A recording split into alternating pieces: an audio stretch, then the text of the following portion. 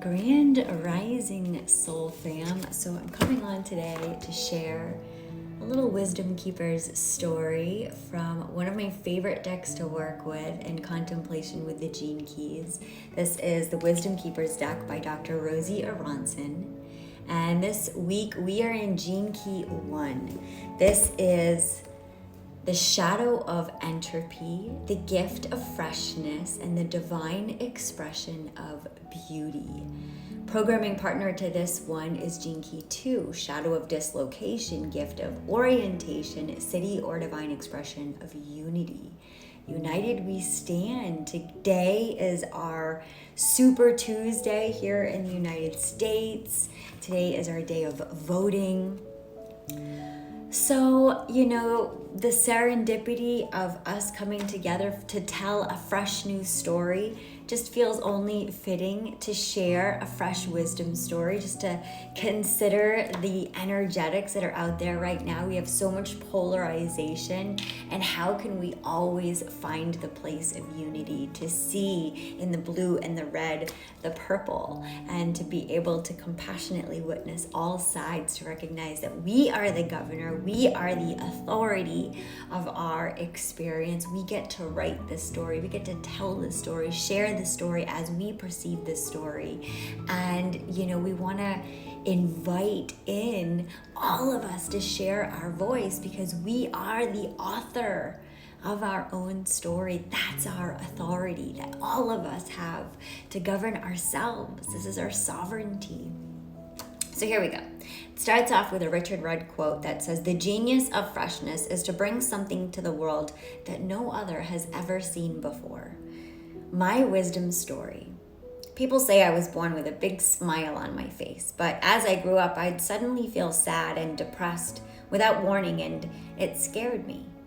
I wanted that low feeling to go away, so I tried to get rid of it. I avoided it, I judged it, I tried to cathart it and then to fix it. I even tried to predict it, and I got pretty good at explaining it, but I still couldn't control it. The gloom came whenever it felt like coming, never asking for my permission. For a while, I managed to push the pain away by keeping myself nice and busy. I frenetically filled my calendar and life with people and activities, but eventually I burned out from all the busyness. There were days, weeks, and even months I couldn't get out of bed. I felt numb, like my life was deteriorating and taken over by entropy.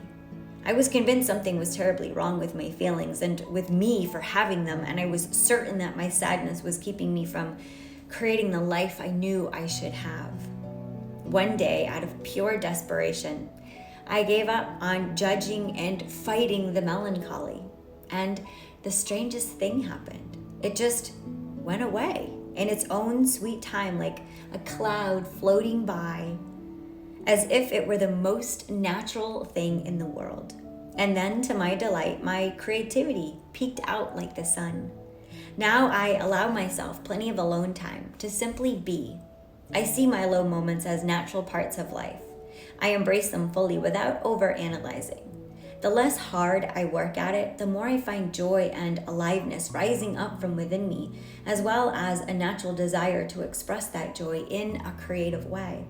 I now trust that it is actually healthy for me to burst forth with freshness and enthusiasm when joy appears, and then to withdraw and enjoy my solitude when my creative rumblings pull me inward. I have the best impact that way. My gift to you. When I look at you and you're feeling down, I know that nothing is innately wrong. Your wise body is recharging, and something deep and creative is growing in your beautiful belly. Please do not worry if you don't have a clue about what's being born. Just do your best to trust and allow for your feelings, and maybe take a little me time. Soon enough, you'll feel renewed and ready to burst out into the world with freshness and a new perspective. The more you learn how to embrace your sadness with open arms, the more energized people will feel when they are around you. They will see the light and fire in your soul. Remember, the aliveness and beauty you see in me are in you too. Your joy is more resilient and contagious than you can even imagine. and its timing is perfect. So embrace where you are and trust that your bright light will always appear just when it can have its most inspiring impact. Questions for contemplation. Number 1. Do you find yourself judging, overanalyzing, or trying to get rid of certain feelings? How does this impact your body? Number 2. Which of your feelings do you tend to push away the most because of its heaviness? Number 3. Find a way to give yourself total permission to have and express this feeling today. Write about it in your journal. Share about it with someone you trust. Listen to a song or watch a movie that captures it. Make a simple feeling collage. Whatever you do, give it space and see what happens. What simple act would bring more beauty into your life today? So here is the card again of freshness. And I love to think about the simple things like fresh fruit and the gratitude that we can have for something so beautiful that we get to grow right from the safety and security and the plush livelihood of our own backyard.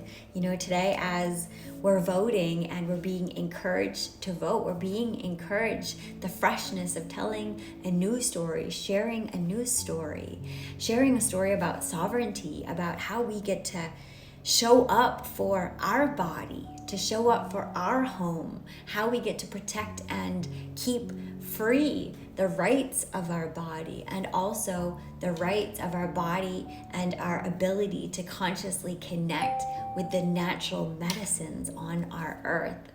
So today I am inviting you to share your story, be the author of your experience. And if you're still integrating a lot of heaviness right now, understand that this is a very natural part of life. Do we have 4 seasons? We have the spring, the summer, the fall, and the winter. And right now we're just beginning out into the winter in the northern hemisphere and the spring and the summer in the southern hemisphere. So maybe you're bursting with life, or maybe you are actually just coming in and honoring the season by not doing as much and resting in the beingness, trusting that freshness, that radical aliveness gets to be here in every given moment. Sometimes it's going to birth forth a new creative idea, even a child. Sometimes it's going to be resting and it's going to be nourishing itself so that it can bring forth a new idea, a new concept, a new way of being in the spring, in a new time. So sending you all so much love today. May you use the power of your voice to vote.